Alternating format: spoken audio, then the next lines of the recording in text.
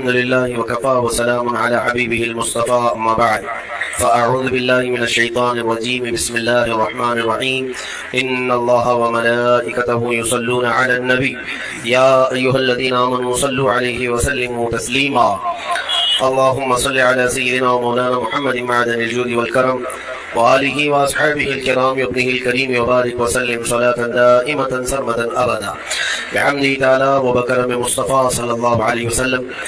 آج کی شب میں قرآن عظیم کے 26 پارے مکمل ہو گئے۔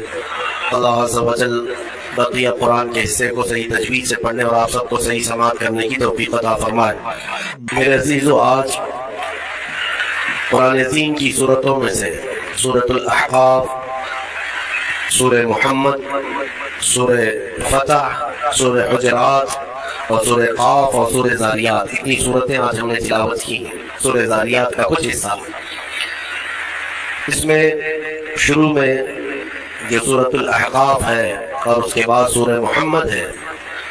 میرے آقا صلی اللہ تعالی علیہ وسلم کے نام پاک سے پوری سورہ آئی ہے اور آپ کا ذکر پاک بھی اس سورہ میں آیا ہے۔ اور اس کے بعد جو اہم بات ہے وہ سورہ فتح کی۔ اللہ تبارک و تعالیٰ نے اس میں بشارت دی اپنے حبیب پاک صلی اللہ علیہ وسلم کو، اِنَّا فَتَحْنَا لَكَ فَتْحًا مُبِينًا، بے شک ہم نے آپ کو روشن فتح عطا کی۔ یہ کب کی بات ہے؟ کس فتح کی بات کی جا رہی ہے؟ یہ فتح مکہ کی بات ہے۔ حالانکہ 1 سال پہلے حضور پاک صلی اللہ تعالیٰ علیہ وسلم عمرہ کے لیے آئے، لیکن مکہ کے کفار و مشرکین نے آپ کو عمرہ کرنے سے روک دیا۔ مکہ میں اندر آنے نہیں دیا۔ 35 کلومیٹر دور ہی رسول پاک صلی اللہ تعالیٰ علیہ وسلم اور ان کے ساتھ تقریباً 1400 صحابہ تھے، سب کا راستہ روک لیا۔ یہ سن 6 ہجری کی بات تھی۔ یہ حدیبیہ کے مقام پر حضور صلی اللہ تعالیٰ علیہ وسلم کو روک دیا گیا۔ پھر اس کے بعد ایگریمنٹ ہوا، صلح ہوئی دونوں فریقین کے بیچ، مکہ والوں کے اور حضور پاک صلی اللہ علیہ وسلم کے۔ میں نے اس سے قبل بھی یہ صلح حدیبیہ کی بات آپ تک پہنچائی ہے اور میں نے شاید تفسیر میں بھی اس کو عرض کیا ہے۔ اس میں ایگریمنٹ میں یہ تھا کہ آپ اس سال عمرہ نہیں کریں گے اور احرام یہیں سے اتار کر کے واپس جائیں گے۔ بہت ساری اس میں شکیں تھی ایگریمنٹ میں جو لکھی گئی تھی صلح نامے پر، وہ یہ تھی کہ مکہ سے اگر کوئی مدینے بھاگ کر کے آئے تو آپ اسے واپس ہمارے حوالے کریں گے، لیکن مدینے سے کوئی آیا ہمارے پاس تو ہم اس کو واپس نہیں کریں گے۔ یہ سب زور زبردستی والی شکیں تھی اور سب پر رسول کریم صلی اللہ تعالیٰ علیہ وسلم کو وہ صلح نامے پر دستخط کروا رہے تھے۔ ہو گئی صلح۔ نبی پاک صلی اللہ تعالیٰ علیہ وسلم کے صحابہ جو ہے کشمکش میں تھے کہ ایسے ان کفار و مشرکین سے دب کے کیوں صلح کی جا رہی ہے؟ کیا ہماری طاقت نہیں؟ جب ہم 313 تھے تب ان کے پرخچے اڑا دیے، آج ہم 1400 کی تعداد میں اور قریب آئے ہیں، ان کی اینٹ سے اینٹ بجا دیں گے، ان کے دانت کھٹے کر دیں گے۔ صحابہ میں جوش تھا لیکن منع تھا کہ جنگ کی غرض سے آئے نہیں تھے۔ تو جب رسول پاک صلی اللہ تعالیٰ علیہ وسلم واپس جانے لگے مدینہ طیبہ، میرے عزیزو، یہ 6 ہجری کی بات ہے۔ اللہ تبارک و تعالیٰ نے اپنے حبیب پاک صلی اللہ علیہ وسلم پر یہ سورہ اتاری، سورہ فتح ہے۔ اے محبوب، ہم نے آپ کو روشن فتح عطا فرمائی، جبکہ بظاہر وہاں کیا لگ رہا تھا؟ صلح۔ دب کر کے صلح ہوئی، عمرہ کرنے نہیں دیے، مکہ جانے نہیں دیے، بیچ راستے سے واپس بھیج دیے، اور قرآن کہہ رہا ہے محبوب ہم نے آپ کو روشن فتح عطا کی۔ یہ کون سی فتح ہے؟ وہی 1 سال بعد ہونے والی فتح کی بشارت پہلے ہی میرے رب نے رسول کو عطا فرمائی تھی۔ 1 سال نہیں گزرا تھا، 7ویں ہجری، پھر میرے آقا صلی اللہ تعالیٰ علیہ وسلم تشریف لائے۔ اللہ تعالیٰ نے اسی سورہ میں فرمایا لَتَدْخُلُنَّ الْمَسْجِدَ الْحَرَامَ إِنْ شَاءَ اللَّهُ آمِنِينَ مُحَلِّقِينَ رُؤُوسَكُمْ وَمُقَصِّرِينَ لَا تَخَافُونَ۔ اللہ فرماتا ہے ضرور ضرور اے حبیب، آپ مسجد حرم میں امن و امان کے ساتھ داخل ہوں گے، آپ ضرور داخل ہوں گے، حلق کرائے ہوئے یا قصر کرائے ہوئے، بالوں کو منڈائے ہوئے آپ مسجد حرم میں ضرور آئیں گے اور کسی بات کا آپ کو خوف نہیں رہے گا۔ یہ پہلے ہی اللہ تبارک و تعالیٰ نے فرمایا، جبکہ حالات کیسے تھے؟ کفار مکہ تنے ہوئے تھے، کوئی قریب آنے نہیں دیتا، لیکن میرے مولا نے وعدہ فرمایا کہ ضرور آپ مسجد حرم میں داخل ہوں گے امن و امان کے ساتھ، اور اللہ نے اپنا وعدہ سچ کر دکھایا۔ 1 سال میں ہی نبی مکرم صلی اللہ تعالیٰ علیہ وسلم اپنے صحابہ کے ساتھ پھر مسجد حرم میں داخل ہوئے اس شان سے آئے کہ نہ جنگ و جدال نہ قتل و قتال، صرف نبی اکرم صلی اللہ تعالیٰ علیہ وسلم کی ہی مکہ میں دھوم تھی، بات چل رہی تھی، اور صحابہ اس دن بڑی خوشیوں میں تھے۔ اور میرے عزیزوں وہ دن بھی کون سا تھا؟ 20 رمضان المبارک کا تھا۔ رمضان کی 20 تاریخ کو مکہ مکرمہ کی فتح کا عظیم دن ہے۔ تو اس سورہ فتح میں اللہ تعالیٰ نے اپنے حبیب پاک صلی اللہ تعالیٰ علیہ وسلم کو پہلے ہی خبر فرما دی۔ اس میں ایک بیعت کا بھی ذکر آیا ہے اس سورہ میں۔ اللہ تعالیٰ فرماتا ہے لَقَدْ رَضِيَ اللَّهُ عَنِ الْمُؤْمِنِينَ إِذْ يُبَايِعُونَكَ تَحْتَ الشَّجَرَةِ۔ ہوا کیا تھا؟ ایک درخت کے نیچے حضور پاک صلی اللہ علیہ وسلم نے سارے صحابہ سے بیعت لیا۔ بیعت اتنا لفظ تو آپ سمجھتے ہیں، اپنے پیر و مرشد کے ہاتھ میں ہاتھ دے کر کے آپ بیعت کرتے ہیں، یہ گناہوں سے توبہ اور عہد کرتے ہیں سیدھے راستے پر چلنے کی۔ وہ بیعت کون سی تھی؟ نبی پاک صلی اللہ تعالیٰ علیہ وسلم نے صحابہ کو جو جمع کیا تھا وہ کس بات پر ہوا؟ یہ تھا کہ حدیبیہ کے مقام پر جب حضور اور صحابہ جمع تھے تو میرے آقا صلی اللہ علیہ وسلم نے حضرت عثمان غنی کو، عثمان ابن عفان رضی اللہ تعالیٰ قاصد بنا کر مکہ بھیجا، کیونکہ آپ مکہ والوں میں بڑے ہی عزت دار مانے جاتے ہیں، آپ اشراف میں سے تھے، آپ کے ساتھ کوئی برا کرتا نہیں، تو آپ کو بھیجا گیا تھا کہ آپ جائیں مکہ کے احوال دیکھ کر کے آئیں، وہاں وہ لوگ کیا کیا میٹنگیں کر چکے ہیں یا کیا حالات ہیں۔ حضرت عثمان غنی بھی احرام کی حالت میں تھے، حضور کے ساتھ آئے مدینے سے چل کر مکہ تک، حدیبیہ تک، حضور کے حکم پر وہ مکہ اکیلے گئے۔ جب مکہ میں داخل ہوئے تو مکہ والوں نے آپ کو نہیں روکا۔ حضرت عثمان کی اپنی ایک عزت تھی، پورے مکہ میں آپ کا ایک اثر و رسوخ بھی تھا، آپ کو کسی نے کچھ نہیں کیا۔ آپ حالات دیکھنے کے لیے مکہ گئے، حرم شریف کے قریب گئے تو وہاں کے جو بڑے بڑے سردار تھے قریش کے اور جو دشمن تھے، ان سبوں نے کہا عثمان ہم تمہاری بڑی عزت کرتے ہیں پہلے سے بھی، اب تم آئے ہو احرام کی حالت میں تو ہم صرف تمہیں اجازت دیتے ہیں تم اپنا طواف کر لو اور چلے جاؤ، تم کعبے کا طواف کر لو اور چلے جاؤ۔ حضرت عثمان غنی مسجد حرم کے باہر کھڑے رہے، کہا قسم رب ذوالجلال کی موت آئے گی بغیر نبی کے طواف نہیں کروں گا، حضور پاک صلی اللہ تعالیٰ علیہ وسلم کے بغیر میں طواف نہیں کروں۔ وہاں تک احرام کی حالت میں جا کر کے بھی طواف کیے بغیر واپس آئے۔ ابھی ہوا یہ کہ ان کی بحث چل رہی تھی مکہ والوں کے ساتھ، کسی نے افواہ اڑا دی کہ عثمان ابن عفان کا قتل ہو گیا۔ تو یہاں پر صحابہ کرام میں بھی یہ بات پھیل گئی، کیونکہ قاصد کو، ترجمان کو، ایمبیسیڈر کو مارنا بہت بڑا جرم پہلے بھی تھا، آج بھی ہے، قاصد کو نہیں مارا جا سکتا۔ تو حضور پاک صلی اللہ علیہ وسلم کی طرف سے وہ قاصد تھے، اور یہاں صحابہ میں سب افواہ پھیل گئی کہ حضرت عثمان ابن عفان کا قتل ہو گیا۔ سب جمع ہو گئے، عرض کرنے لگے یا رسول اللہ اب جنگ تو ضروری ہے، قاصد کو انہوں نے مارا ہے۔ نبی پاک صلی اللہ تعالیٰ علیہ وسلم وہ غیب داں نبی ہر بات کو جانتے تھے۔ اب صحابہ اکرام میں یہ جو سراسیمگی تھی، بے چینی تھی، اس کے بعد حضور پاک صلی اللہ علیہ وسلم نے سب کو ایک درخت کے نیچے جمع کیا۔ اسی درخت کا ذکر یہ آج کی سورہ میں آیا ہے۔ وہ حدیبیہ کے مقام پر ایک درخت تھا، اس درخت کے نیچے سارے صحابہ کو جمع کیا اور بیعت لیا۔ کس بات پر؟ سارے صحابہ سے اس بات پر عہد لیا، کیا تم اس بات پر ایمان رکھتے ہو کہ اللہ کے سوا کوئی معبود نہیں اور محمد صلی اللہ علیہ وسلم اللہ کے آخری رسول ہیں، اور تم اسلام پر ہمیشہ ڈٹے رہو گے، جمے رہو گے، چاہے جو بھی مصیبت آئے۔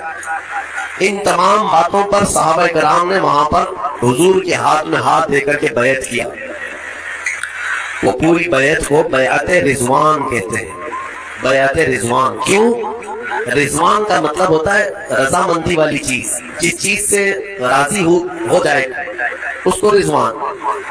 اب اس بیعت کو بیعت رضوان اس لیے کہتے ہیں کہ قرآن میں اللہ نے اس بیعت کا ذکر فرماتے ہوئے ارشاد فرماتا ہے لَقَدْ رَضِيَ اللَّهُ عَنِ الْمُؤْمِنِينَ إِذْ يُبَايِعُونَكَ تَحْتَ الشَّجَرَةِ، تحقیق کہ اللہ ان مومنوں سے راضی ہو گیا جو درخت کے نیچے آپ کے ہاتھ میں بیعت کر رہے تھے۔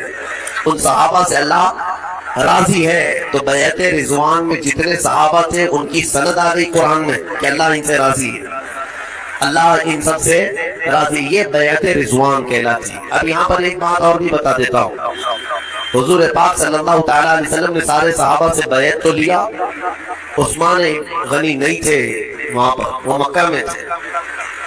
اب یہاں افواہ تو اڑی تھی کہ عثمان ابن عفان کا کیا ہوا ہے، قتل ہو گیا ہے، قتل ہو گیا ہے، لیکن سارے صحابہ تو بیعت سے فارغ ہوئے۔ تو سنو میرے آقا صلی اللہ علیہ وسلم کیا فرماتے ہیں، ارشاد فرماتے ہیں یہ میرا ہاتھ، اور اپنا بایاں ہاتھ نکال کر فرماتے ہیں یہ عثمان کا ہاتھ، اور عثمان کی طرف سے میں خود اپنے ہاتھ پر بیعت کرتا ہوں۔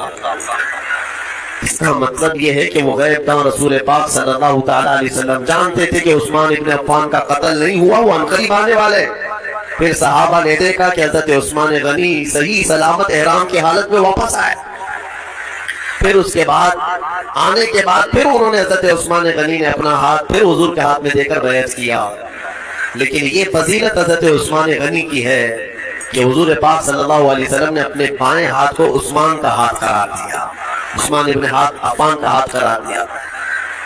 اور حضرت عثمان غنی رضی اللہ تعالیٰ عنہ کے متعلق یہ بات بھی ملتی ہے کہ آپ نے جب رسول کریم صلی اللہ علیہ وسلم کے ہاتھ میں ہاتھ دے کر کے بیعت کیا تو اس کے بعد وہ اپنے ہاتھ کی اتنی حفاظت کرتے تھے کہ پوری زندگی بھر حضرت عثمان غنی نے اس ہاتھ کو کبھی اپنی شرمگاہ کے قریب تک نہیں کیا۔ حالانکہ جائز ہے آدمی کے لیے استنجا حاجات کے لیے اپنے ہاتھوں کا استعمال کر سکتا ہے نہانے دھونے میں، لیکن حضرت عثمان غنی نے اس ہاتھ کو قریب نہیں کیا، صرف اس لیے کہ یہ ہاتھ میں نے رسول اللہ کے ہاتھ میں دیا ہے۔ یہ ادب صحابہ سے ہی ملے گا تمہیں، یہ ادب جو ہے یہ صحابہ سے ہی ملے گا۔ عزیزان گرامی، اس سورہ فتح میں اللہ تعالیٰ نے آخری آیت میں ارشاد فرمایا محمد الرسول اللہ، محمد اللہ کے رسول ہیں، والذین معہ، اور جو ان کے ساتھ ہیں۔ کون ہیں وہ؟ صحابہ کرام۔ ان کی صفات اللہ تعالیٰ کیسے بیان کر رہا ہے، کون لوگ ہیں وہ جو ان کے ساتھ ہیں؟ اور ان کے ساتھ جو ہے اشداء علی الکفار، کافروں پر بہت سخت ہیں، بھاری ہیں، رحماء بینہم، اور آپس میں بڑے نرم دل ہیں۔ مومنین کے لیے وہ نرم دل ہیں، دشمنوں کے لیے بھاری ہیں۔ تراہم رکعا سجدا، اللہ فرماتا ہے تم ان کو دیکھو گے ہمیشہ رکوع سجدے میں ملیں گے۔ یبتغون فضلا من اللہ ورضوانا، ہمیشہ اللہ کی رضا ڈھونڈتے رہیں گے۔ یہ صحابہ کی اللہ تعالیٰ صفات بیان کر رہا ہے نبی کے ساتھ جو ہیں۔ بعض مفسرین نے فرمایا اس آیت میں 4 ٹکڑے ہیں۔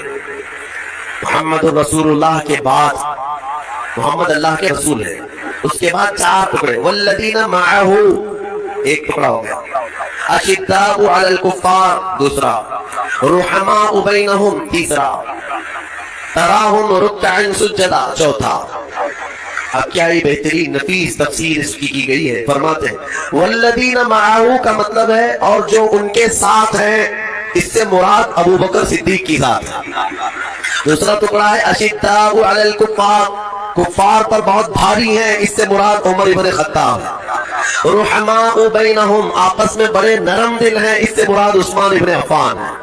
تراہم رکعا سجدا، تم انہیں ہمیشہ رکوع سجدے میں دیکھو گے، اس سے مراد حیدر کرار کی ذات۔ والذین یبتغون فضلا من اللہ ورضوانا، اور فرمایا اللہ، اور وہ ہمیشہ اللہ کی رضا ڈھونڈتے رہتے ہیں، اس سے مراد سارے صحابہ کی ذات ہے۔ سارے صحابہ کو یعنی طبقہ در طبقہ یہاں پر بیان کیا گیا ہے۔ عزیزان گرامی، اس سے میں صرف اتنا ہی کہنا چاہوں گا کہ یہ صحابہ کی صفت ہے کہ وہ دشمنوں پر بھاری تھے، آپس میں نرم دل تھے، لیکن یہاں الٹ نہ دیا گیا ہو، اس کو تبدیل کر دیا گیا ہے۔ یہاں اپنوں پر لوگ بھاری ہو گئے، دوسروں پر نرم ہو گئے بہت۔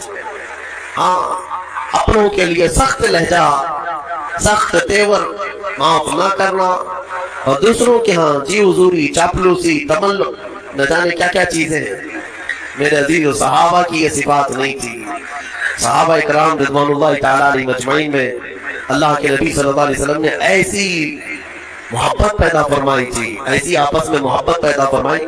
قرآن ان کی تعریف میں فرماتا ہے کہ بے شک یہ رسول پاک صلی اللہ تعالیٰ علیہ وسلم کے صحابہ جب صف لگاتے ہیں، اللہ ان سے محبت کرتا ہے، جب یہ صف لگاتے ہیں تو ایسے کھڑے ہوتے ہیں جیسے سیسا پلائی ہوئی دیوار کھڑی ہے، کأنہم بنیان مرصوص۔ اللہ فرماتا ہے سیسا پلائی ہوئی دیوار کہ اس میں کوئی سوراخ نہیں ہوتا, کوئی توڑ نہیں سکتا شیشے کی دیوار کو. صحابہ کرام کی صف کو اللہ فرماتا ہے ایسی مضبوط دیوار کی طرح ان کی صفیں ہوتی ہیں. ایسا اتحاد تھا ان کا, ایسی یونٹی دیکھنے کو نہیں ملے گی. حضور پاک صلی اللہ تعالیٰ علیہ وسلم نے ان کے دلوں میں جو محبت قائم فرمائی تھی. اور میں آپ کو بتاؤں, حضرت بلال اور حضرت ابو ذر, ان دونوں میں تکرار ہوئی بات. حضرت ابو ذر نے حضرت بلال کو اتنا کہا کہ ایک کالی ماں کے بیٹے, کیونکہ کالے تھے حضرت بلال, تو کالی عورت کے بیٹے, اتنا حضرت بلال کو یہ بات گراں گزری. حضور کے پاس آئے, کہا یا رسول اللہ صلی اللہ علیہ وسلم مجھے ابو ذر نے اس طرح سے کہا ہے, کالی عورت کے بیٹے. نبی پاک صلی اللہ علیہ وسلم نے ان کو بلایا ابو ذر, اور بلا کر کے کیا فرماتے ہیں کہ ابا ذر افیک الجاہلیہ, ابھی تک تمہارے اندر زمانے جہالت کی چیزیں باقی ہیں, ابھی تک زمانے جہالت کی چیزیں باقی ہیں.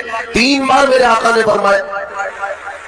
اس کے بعد حضور پاک صلی اللہ تعالیٰ علیہ وسلم اپنے جلال کا اظہار کر کے چلے گئے. بس حضرت ابو ذر پر اتنا اثر ہوا, کہتے ہیں یہ کہ تکرار میں بات ہو گئی, لیکن ان صحابہ کا معمول کیا تھا, فوراً اس کے بعد آئے, حضرت بلال کا ہاتھ پکڑتے ہیں, کہتے ہیں مجھ سے خطا ہوئی, بات چیت میں نے تم سے زیادتی کر دی, لہذا مجھے تو معاف کر دو, معاف کر دو. بار بار وہ حضرت بلال کو پکڑنے لگے, اور اس کے بعد کیا کہتے ہیں پتہ ہے, اے بلال اب میری روح کو اس وقت تک قرار نہیں آئے گا جب تک تم اپنا یہی کالا پیر میرے چہرے پر نہ روک دو. میں نیچے سو جاتا ہوں, تم اپنا پیر میرے چہرے پر رگڑو, میں نے تمہارے ساتھ کیسی زیادتی کی. حضرت بلال نے ان کو اٹھا لیا, سینے سے لگا لیا, کہا پیر کیسے رکھا جا سکتا ہے. میرے عزیزو, یہ جو ان کی محبتیں تھی نا, یہ معاشرے کی, یہ میرے آقا صلی اللہ تعالیٰ علیہ وسلم کا حسین معاشرہ. یہاں دوسروں کی بات تو چھوڑے, سگے گھر کے اندر نفرتوں کی دیواریں. جب مادہ پرست ہو جاتے ہیں لوگ, دنیا پرست ہو جاتے ہیں, تو یہ محبت ختم ہو جاتی ہے. اس کے سامنے صرف اور صرف اسباب دکھائی دیتے ہیں. مال والا ہے تو میرا ہے, نہیں ہے تو میرا نہیں ہے. مجھے وہ سلام کرتا ہے تو میرا ہے, نہیں ہے تو میرا نہیں ہے. ایمان کی اللہ کے حبیب صلی اللہ علیہ وسلم نے ایک صفت یہ بھی بیان فرمائی مومنین کی, مثل المؤمن کمثل جسد اذا اشتكى عضو تداعى له سائر الجسد بالسهر والحمى. حدیث پاک ہے, حضور صلی اللہ تعالیٰ علیہ وسلم فرماتے ہیں مومنوں کی مثال ایسی ہی ہے جیسے ایک جسم کی طرح. اگر ایک عضو کو تکلیف ہو گئی, جسم کے ایک پارٹ کو تکلیف ہو گئی, تو پورا جسم درد کرتا ہے, بخار آ جاتا ہے. ارے ٹھوکر انگوٹھے پر لگ جائے, سر درد کرنے لگ جاتا ہے, بخار آ جاتا ہے جسم میں. ایک رونگٹا بھی تمہارا اکھڑ گیا تو دیکھو, ایک پھنسی آ جائے تمہارے چہرے کے اوپر, سر درد کرنے لگ جاتا ہے. تو جسم کے سارے پارٹ ایک دوسرے سے جڑے ہوئے ہیں. ٹھوکر پیر کی انگلی کو لگے لیکن درد پورے جسم میں ہوتا ہے. میرے آقا صلی اللہ علیہ وسلم نے فرمایا مومنوں کی مثال یہی ہے, ایک مومن کو تکلیف ہو تو سارے مومنوں کو اس کا درد ہونا چاہیے, بے قراری ہونا چاہیے. یہ ایسا نہیں ہے کہ جاتا ہے تو جائے کھڈے میں, میرا کیا جا رہا ہے, اپنی کیے کی سزا بھگت رہا ہے. نہیں میرے عزیزوں, اس کو مودت نہیں کہتے, یہ تعاطف نہیں ہے مومنین کے درمیان, جس کو میرے آقا صلی اللہ تعالیٰ علیہ وسلم نے فرمایا کہ تم دوسرے مومنین کے لیے نرم گوشہ رکھو, اور اگر مدد نہیں کر سکتے تو اللہ کی بارگاہ میں ان کے لیے دعا کرو, اور اپنے دل میں نرمی رکھو. یہ صحابہ کی صفت تھی, رحماء بینہم, وہ آپس میں نرم دل تھے, آپس میں نرم دل تھے. ان کے جو اختلافات بھی نظر آئے وہ صرف اور صرف اللہ کی رضا کے لیے ہیں, اللہ کی رضا کے لیے. باقی اپنے نفس کے لیے کبھی ان لوگوں نے کوئی ایک دوسرے کے ساتھ معاملات نہیں کیے, نفس کے لیے کبھی نہیں کیا. صحابہ کرام رضوان اللہ تعالیٰ علیہ مجمعین میں کچھ معاملات میں اگر اختلافات تھے, جو رائے کے اختلافات ہو سکتے ہیں, نظریاتی اختلافات جس کو کہتے ہیں, اجتہاد کی خطا کے اعتبار سے اختلافات ہوئے, لیکن ان کے درمیان آپس میں محبت بھی ایسی تھی کہ وہ اختلاف اس مسئلے کی حد تک رہتا تھا, باقی آپس کی ذاتی جو محبت ہوتی وہ بہت اعلیٰ پیمانے کی ہوتی. ام المومنین عائشہ صدیقہ رضی اللہ تعالیٰ عنہا حضرت علی کرم اللہ وجہہ الکریم کے ساتھ کچھ معاملات میں اختلافات ہوئے، لیکن حضرت عائشہ صدیقہ سے جب پوچھا جاتا کہ فقہ یعنی شریعت کو جاننے والوں میں آپ کی نظر میں کون ہے، ام المومنین فرماتی سارے صحابہ میں موجودہ میں علی سے زیادہ فقہ جاننے والا کسی کو نہیں سمجھتی۔ تاریخ بھی وہی ہے میرے عزیزوں، یہ ایسا نہیں ہے کہ کسی کا دل لبھانے کے لیے، صحابہ اکرام وہ آپسی محبت کی ایسی دیوار تھے کہ انہیں کوئی گرا نہیں سکتا تھا، کوئی گرا نہیں سکتا تھا۔ رسول پاک صلی اللہ تعالیٰ علیہ وسلم نے وہ معاشرہ تشکیل دیا۔ میرے عزیزوں، آج میں اس سے ریلیٹڈ ایک بات کہنا چاہوں گا، کسی مسئلے سے اختلاف ہو جائے تو اس مسئلے کی حد تک اس کو رکھا جائے، یہ نہیں کہ اس کے باپ دادا پر چڑھائی کی جائے۔ ہاں تو نے مسئلہ جو غلط کیا ہے، ارے اس کا خاندان ہی ایسا تھا، اس کا باپ ایسا تھا، اس کا بھائی ایسا تھا، اور اس کے اخلاق ایسے ہیں، اس کے کردار پوری کی پوری اس کے ذاتیات پر حملہ، اس کی ذاتیات پر ایسا حملہ کہ وہ مسئلہ تو دبا رہ گیا، تمہارا دل کا کوڑ باہر آ گیا، حسد نکل آیا۔ میں ایک مثال دیتا ہوں، حضرت علی مدینی، یہ امام بخاری کے استاد ہیں، شیخ علی مدینی، یہ بہت بڑے محدث ہیں۔ یہ اس زمانے کے ہیں جب امام احمد بن حنبل رضی اللہ تعالیٰ عنہ کا دور تھا، اور وہ بھی بڑے محدث۔ امام احمد بن حنبل وہ امام ہیں جن کو 5 لاکھ حدیثیں یاد تھیں، اور ایک طرف شیخ علی مدینی جو خود امام بخاری کے استاد ہیں، زبردست دونوں محدثین، لیکن کچھ مسائل میں دونوں میں اختلاف تھا، مسائل میں اختلاف ہر زمانے میں رہا ہے، لیکن کیسی شفافیت کے ساتھ سنو میں بتاتا ہوں۔ امام احمد بن حنبل اپنے شاگردوں کو لیے بیٹھے پڑھا رہے تھے، اور درس چل رہا تھا۔ اسی دوران شیخ علی مدینی اپنے گھوڑے پر سوار ہو کر بہت جلال میں آئے، امام احمد بن حنبل کی درسگاہ کے باہر اپنا گھوڑا وہاں پر رکایا اور اتر گئے۔ اتر کر کے تیزی سے آئے، ان کے تیور بتا رہے تھے کہ آج لڑائی کی غرض سے آئے، آج تو کچھ بڑا ہی ہونے والا ہے۔ تو جیسے ہی وہ آئے، دروازہ کھولے، امام احمد بن حنبل کی درسگاہ میں اندر آ گئے سیدھے۔ ایک مسئلے میں دونوں کا بڑا اختلاف چل رہا تھا، اس کا امام احمد بن حنبل، شیخ علی مدینی، ایک کہتے تھے یہ جائز ہے اور ایک کہتے تھے ناجائز ہے، جو بھی ان کے دلائل رہے ہو۔ تو جیسے ہی وہ اندر آئے، امام احمد بن حنبل نے اپنے شاگردوں کو باہر بھیج دیا، تم سب باہر چلے جاؤ، ہماری بحث ہوگی۔ دروازہ بند ہو گیا اور دونوں میں بحث شروع ہوئی۔ بحث کے آداب بھی میں بتاؤں، فقہی مسائل جو ہے یہ گلی چوراہے میں نہیں بیان کیے جاتے، جو باریکیاں ہیں اس کی، فقہی مسائل تو بیان کرے، لیکن جو بعض جزئیات ہیں، بہت سارے ایسے دقیق مسائل ہیں جو فقہاء کرام کے درمیان ہوتے ہیں، وہ عوام کیا سمجھے گی۔ امام احمد بن حنبل اور شیخ علی مدینی دونوں بحث کرتے رہے۔ امام احمد کے شاگرد کہتے ہیں ہم باہر سے سن رہے تھے، ہمیں ایسا لگ رہا تھا کہ اب ہاتھا پائی ہو جائے گی، دونوں لڑ پڑیں گے اندر، ہاتھا پائی ہونے کے قریب قریب لگ رہا تھا۔ پھر آوازیں پست ہوئی، دھیمی ہوئی۔ شاگرد کہتے ہیں تھوڑی دیر ہم باہر انتظار کرتے رہے، پھر جو ہے دروازہ کھلا تو شیخ علی مدینی ابھی بھی غصے میں ہی تھے، دونوں کا مسئلہ حل نہیں ہوا یا جو بھی تھی بات، وہ اٹھ کر کے جانے لگے کہ ٹھیک ہے میں جا رہا ہوں، پھر اگلی بار دیکھ لوں گا۔ شیخ علی مدینی جانے لگے۔ امام احمد بن حنبل اپنے وقت کے امام ہیں، محدث ہیں، ان کے پیچھے پیچھے چل پڑے۔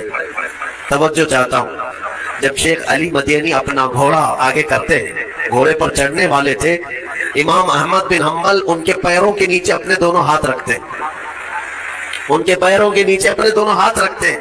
شیخ علی مدینی ان کے پیروں پر ہاتھ رکھ کر کے گھوڑے پر چڑھے، سلام کیا، مصافحہ کیا اور چل پڑے۔ شاگرد کہتے ہیں ہم دیکھ رہے تھے یہ اندر ابھی ہاتھا بھائی کی نوبت، اور اس قدر سخت ان کی بحث، اور باہر دیکھو تو یہ گھوڑے پر چڑھنے کے لیے اپنے ہاتھ دے رہے ہیں ان کے پیر کے نیچے۔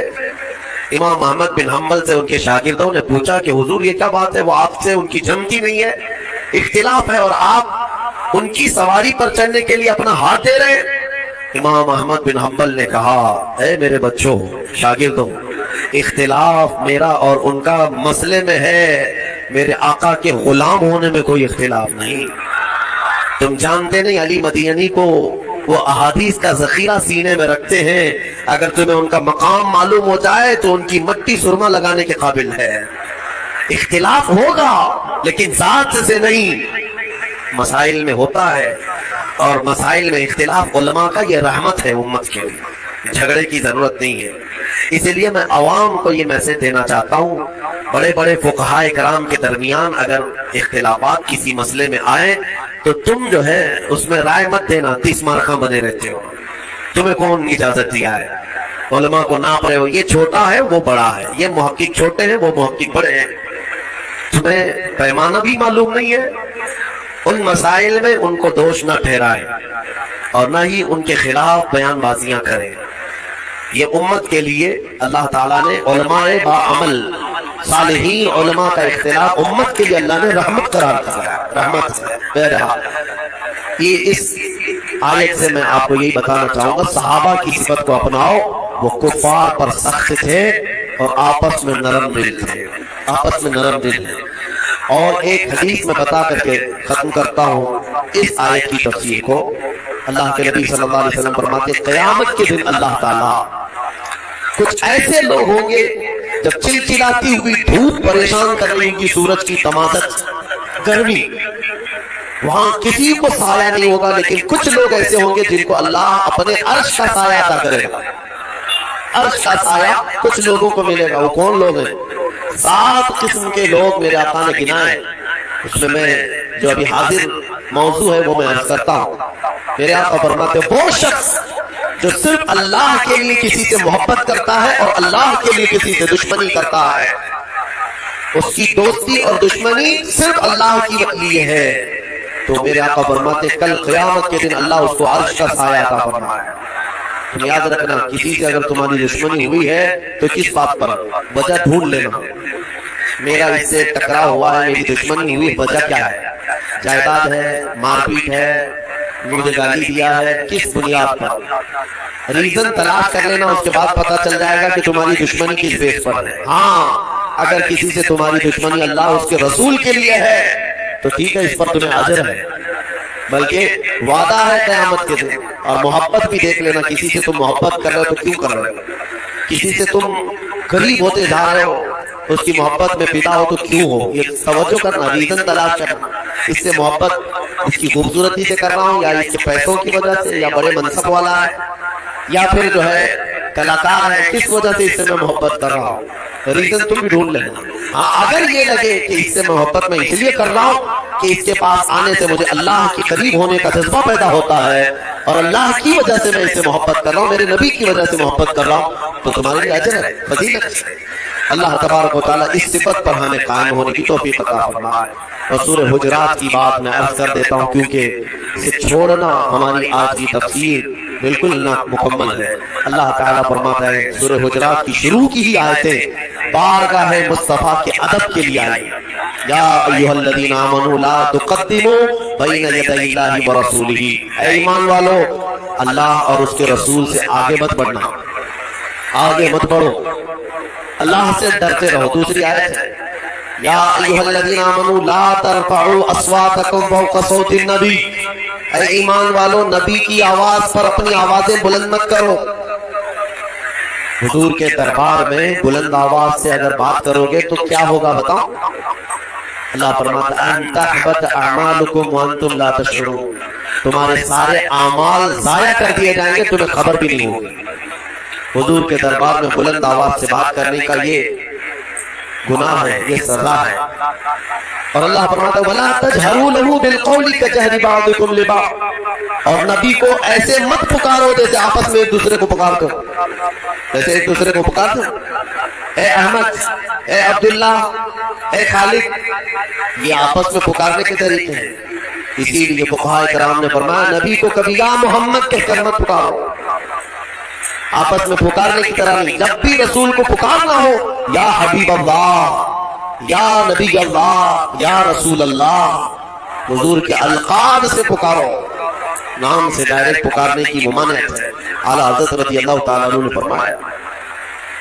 میرے عزیزو یہ بارگاہ رسول کے آداب، یہ آیت کب اتری میں آپ کو بتا دیتا ہوں۔ ایک صحابی تھے حضرت قیس، کم سنتے تھے، کانوں سے اونچا سننا جس کو کہتے ہیں، کم سنائی دیتا تھا، اور جس کو کم سننے کی عادت ہوتی ہے وہ اونچا بولتا ہے، یعنی بہت زور سے بولتا ہے، اس کو پتہ نہیں ہوتا کہ آواز کتنی نکل رہی۔ کانوں میں ایئر فون لگائے ہوئے آدمی کو دیکھو کیسے بات کرتا ہے، اس کو ایسا لگتا ہے کہ میری بات سب سن نہیں رہے ہیں، اس لیے چلاتا رہتا ہے۔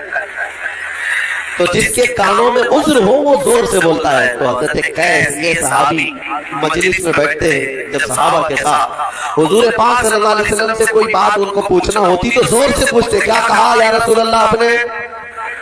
حالانکہ وہ ان کا عذر تھا، مگر رب ذوالجلال کو یہ ادا بھی پسند نہیں آئی۔ عذر ہو تب بھی اللہ نے آیت نازل فرمائی، میرے نبی کے دربار میں آؤ تو بلند آواز سے بات مت کرو ورنہ تمہارے اعمال ضائع ہو جائے۔ اس صحابی کو جب خبر ہوئی کہ یہ آیت ان کے ہی لیے اتری، بہت روئے، اپنے گھر میں مقید ہو گئے، مجلس میں آنا ہی چھوڑ دیا کہ میں جاؤں گا بے ادبی ہو جائے گی حضور پاک کے دربار، میرے سارے اعمال ضائع ہو گئے، سارے اعمال۔ پھر دوسری آیت نازل ہوئی، اللہ نے فرمایا ان الذین یغضون اصواتهم عند رسول اللہ، بے شک وہ لوگ جو اللہ کے رسول کے سامنے اپنی آوازیں پست کر لیتے ہیں، یعنی دھیمی کر لیتے ہیں، اللہ فرماتا ہے یہ وہ لوگ ہیں جن کے دلوں کو اللہ نے تقوی کے لیے چن لیا ہے۔ لہم مغفرۃ واجر عظیم، اللہ کی ان کے لیے مغفرت ہے اور اجر عظیم ہے، ان کی معافی کا پروانہ بھی آ گیا، ان کی توبہ کی قبولیت کی بشارت بھی آ گئی۔ میرے عزیزو اندازہ کرو، عذر ہونے کے بعد بھی حضور کے دربار میں بلند آواز سے بات کرنے کی اجازت نہیں، تو پھر عام لوگ اگر حضور کی بارگاہ میں چلائیں تو یہ کس قدر بے ادبی ہے۔ یہاں تک کہ فارسی کا یہ مشہور شعر آپ نے سنا ہوگا، ادب گاہیست زیر آسمان از عرش نازکتر، نفس گم کردہ میاں یہ چنے دو بایزید نیجا۔ لوگوں، آسمان کے نیچے زمین پر ایک ادب کی ایسی جگہ ہے جہاں پر جنید بغدادی اور بایزید بسطامی جیسے اولیاء بھی آتے ہیں تو اپنی سانسوں کو بھی روک لیتے ہیں، سانسوں کو روک لیتے ہیں حضور کے روضے کے بعد، کہ نکلنے والی سانسوں کی آواز سے میرے آقا کی روضے کی بے ادبی نہ ہونے پائے۔ آج بھی بہت سارے لوگ زیارت کے لیے جاتے ہیں، ہم نے دیکھا ہے ایک ہاتھ میں چپل ایک ہاتھ میں ویڈیو فون، حضور پاک کے روضے کی زیارت کرنے آ رہے ہیں۔ میاں یہ کوئی پکنک پوائنٹ نہیں ہے، یہ کوئی اس طرح دل بہلانے والی جگہ نہیں ہے کہ تم جس انداز سے وہاں پر کھڑے ہو کر کے بے ادبی کر رہے ہو۔ کیا تمہارا یہ عقیدہ ختم ہو گیا کہ رسول پاک صلی اللہ علیہ وسلم اپنی قبر میں زندہ ہے؟ نبی پاک صلی اللہ علیہ وسلم اپنے غلاموں کو دیکھ رہے ہیں۔ میرے عزیزوں، یہاں ہم بیٹھے ہوتے ہیں، ایک عالم بھی سامنے بیٹھے تو لوگ ادب سے بیٹھ جاتے ہیں، پیر نہیں پھیلاتے، ہماری حیثیت کیا ہے؟ لیکن تمہارا تصور کیسا ہونا چاہیے جب رسول کے دربار میں جائے، حضور اگر دیکھ رہے ہوں ہاتھ پیر، بلکہ اعلیٰ حضرت فاضل بریلوی رضی اللہ تعالیٰ عنہ فرماتے ہیں حرم کی زمین اور قدم رکھ کے چلنا، ارے سر کا موقع ہے وہ جانے والے۔ یہاں تو اگر سر سے چلنے کی طاقت ہوتی تو اعلیٰ حضرت کہتے ہیں میں پیر کے بل نہیں سر کے بل جاتا، اور تم یہاں پر بے ادبی کیے جا رہے ہو۔ میرے عزیزو، بارگاہ مصطفیٰ میں ایسے کھڑے رہو، ایسا گما دے ان کی بلا میں خدا ہمیں ڈھونڈا کرے پر اپنی خبر کو خبر نہ ہو۔ یہ کیفیت ہو جانا چاہیے جب بارگاہ مصطفیٰ میں جائیں۔ اعلیٰ حضرت رضی اللہ تعالیٰ عنہ نے جیسے حاضری دی ہے، میرے عزیزو ایک دو کی نہیں، مثالیں بہت ہیں۔ حضور کے دربار میں حضور کی وفات کے بعد کی بات کر رہا ہوں، مسجد نبوی میں حضرت عمر فاروق رضی اللہ تعالیٰ عنہ بیٹھے اور کچھ دور سے آئے ہوئے تھے، کبھی یعنی وقت آئے ہوئے تھے، کچھ قبیلے کے لوگ آئے تھے مسجد نبوی میں، وہ لوگ زور زور سے باتیں کر رہے تھے۔ حضرت عمر فاروق چلان میں کہا کہ کنکر ہے پتھر ہے، تو انہوں نے پتھر اور کنکر منگوائے، کہا کہ ان لوگوں کو بتا دو اگر وہ اجنبی نہیں ہوتے تو میں ان کنکروں سے ان کے منہ کو مارتا، کہ انہیں پتہ نہیں کہ بارگاہ رسول میں بیٹھے، مسجد نبوی میں بیٹھے، بلند آواز سے بات کر رہے ہیں۔ اور ام المومنین عائشہ صدیقہ رضی اللہ تعالیٰ عنہ کا معمول یہ تھا کہ حضور کے وفات کی بات کر رہا ہوں، حضور کے وفات کے بعد لوگ اگر یہ کہتے ہیں کہ نہیں یہ حضور کی زندگی میں تھی، یادات نہیں، ام المومنین عائشہ صدیقہ رضی اللہ تعالیٰ عنہ حضور اکرم صلی اللہ تعالیٰ علیہ وسلم کے روضے کے آس پاس دکانوں میں یا مکانوں میں کیل بھی ٹھوکنے کی آواز کو برداشت نہیں کرتی تھی. دیوار میں اگر کوئی کیل ٹھوک رہا ہو تو فرماتی کہ کیا تمہیں خبر نہیں کہ یہاں رسول پاک آرام فرما رہے. میرے عزیزو، اس ادب کو ملحوظ رکھا تھا ان جیالے نوجوانوں نے جو سلطان عبدالحمید ثانی ترکی کے خلیفہ سلطنت عثمانیہ کے خلافت عثمانیہ کے جوانوں نے، کہ جب مسجد نبوی کی تعمیر کی گئی تھی جس زمانے میں ترکیوں نے کی تھی. میں سلطان عبدالحمید کا ادب الگ بتاتا ہوں، لیکن یہ ان جوانوں کو ترکیوں نے مسجد نبوی بنانے کے لیے کن لوگوں کو منتخب کیا تھا پتہ ہے؟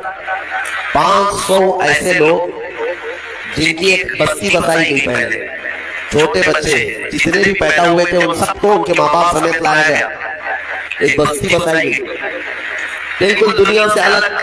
ان 500 بچوں کی تربیت کے لیے مامور کیا گیا کہ یہ دودھ پئیں گے تو قرآن کی تلاوت سنتے ہوئے اور درود پاک پڑھتے ہوئے. اس کے بعد جب وہ بچے بولنے کے قابل ہوئے ان کو حافظ قرآن بنایا گیا، ان کو محدث بنایا گیا، عالم بنایا گیا، اور سب کے سب حافظ قرآن بنے. اور پھر ان کو ایک ایک کاریگری سکھائی گئی، کسی کو دیوار بنانے کا، کسی کو بلڈنگ کے میٹیریل کی باریکیاں، کوئی پلمبر، کوئی الیکٹریشین، جو بھی رہے ہوں اس وقت کے حالات، سب کو ایک ایک فن سکھایا گیا. اور یہ 500 یہ معمار تھے. جب یہ جوانی کو پہنچے انہوں نے دنیا نہیں دیکھی تھی، یہ مکمل اسی بستی میں پڑھے اور صرف قرآن کی آواز سنتے تھے اور میرے مصطفیٰ پر درود بھیجتے تھے. ان کو لایا گیا مسجد نبوی بنانے کے لیے. حضور پاک کے روضے کے آس پاس کتنا اہتمام کیا ہوگا اور کتنا ماسٹر پلان. اور جب یہ نوجوان بنانے کے لیے آئے مسجد نبوی شریف کی تعمیر کے لیے، ہم نے سنا ہے میرے عزیز اتنے ادب سے یہ بناتے تھے کہ دیواروں کو جب پتھر لگاتے ہیں اور پتھر اگر چھوٹا پڑ گیا یا بڑا ہو کاٹنے کی ضرورت پڑتی. گونڈی لوگ، مستری لوگ جانتے ہیں، کٹ کٹ مارتے ہیں، لگا دیتے ہیں. لیکن اگر 1 انچ بھی پتھر بڑا ہوتا تو اس کو کاٹنے کے لیے 12 کلومیٹر دور جاتے تھے. مدینے سے 12 کلومیٹر دور وہاں جا کر کے پھر پتھر کو کاٹ کر کے پھر لاتے تھے. پتھروں کے کاٹنے کی، پھوڑنے کی بھی وہ آواز میرے مصطفیٰ کے روضے کے پاس نہیں کرتے تھے. اس شان سے انہوں نے حضور پاک کے روضے کے ارد گرد کی عمارتیں تعمیر کی. میرے عزیز و ادب اور جو رسول کریم صلی اللہ تعالیٰ علیہ وسلم کی بارگاہ کی ادب میں ہلکا پن کیا، ذرا برابر بھی نقص، وہ ایمان سے ہاتھ ہو گیا، ایمان اس کا چلا گیا.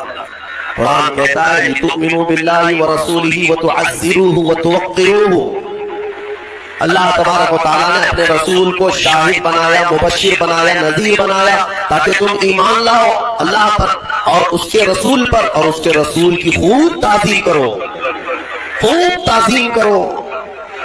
اللہ تعالیٰ نے حکم فرمایا مومنین پر اپنے نبی کی خوب تعظیم کرو. الحمدللہ یہ نصیبہ اہل سنت و جماعت کو ملا ہوا کہ جب بھی نبی پاک کا نام آتا ہے ہم ادب کرتے ہیں. اور لوگ یہ پوچھتے ہیں کہ کھڑے ہو کر کے سلام پڑھنا کہاں سے ہے؟ تم چھوٹے موٹے نیتاؤں کے لیے کھڑے ہو جاتے ہو، ہم کائنات کے آقا کے لیے کھڑے ہوتے ہیں. یہ ہمارا ادب ہے، یہ ہمارا ادب ہے.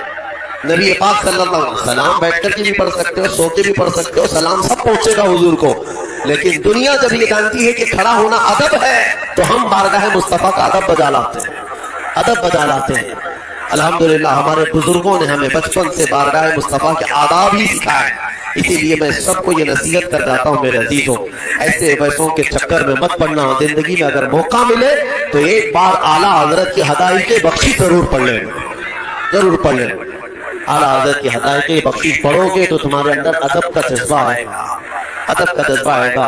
فرماتے ہیں اعلیٰ حضرت مومن وہ ہے جو ان کی تعظیم پہ مرے دل سے. کیا خوب کہا ہے امام نے. ایک شعر میں لفظ سیم ہے، لفظ سیم ہے، آپ خود بھی سمجھ جائیں گے. توجہ میرے الفاظ پر توجہ. مومن وہ ہے جو ان کی تعظیم پہ مرے دل سے، یعنی دل سے وہ نچھاور ہو جائے حضور کی بارگاہ. مومن وہ ہے جو ان کی تعظیم پہ مرے دل سے. ارے نجدی بھی کرتا ہے تعظیم مرے دل سے، دونوں جگہ مرے دل سے ہے، لیکن دونوں میں بڑا فرق ہے. ایک جگہ مرے دل سے کا مطلب یہ ہے کہ نچھاور ہو جائے دل سے، اور وہ تعظیم کرتا ہے تو سکڑے ہوئے دل سے، مرے ہوئے دل سے دکھانے کے لیے کرتا ہے۔ ہاں حضور کی بات ہے، مومن وہ ہے جو ان کی تعظیم پہ مرے دل سے۔ نجدی بھی کرتا ہے تعظیم مرے دل سے۔ اللہ تعالیٰ ان مرے دلوں سے ہماری حفاظت فرمائے، اور اللہ ہمیں ان کی بارگاہ میں اپنا سب کچھ نچھاور کرنے کی توفیق عطا فرمائے۔ بارگاہ مصطفیٰ کا ادب بجا لاؤ میرے عزیزوں، اللہ تعالیٰ ہماری مجلسوں کو قبول فرمائے، اور رب قدیم بارگاہ مصطفیٰ کے ادب میں ہمیشہ زندگی عطا فرمائے۔ وآخر دعوانا الحمدللہ رب العالمین۔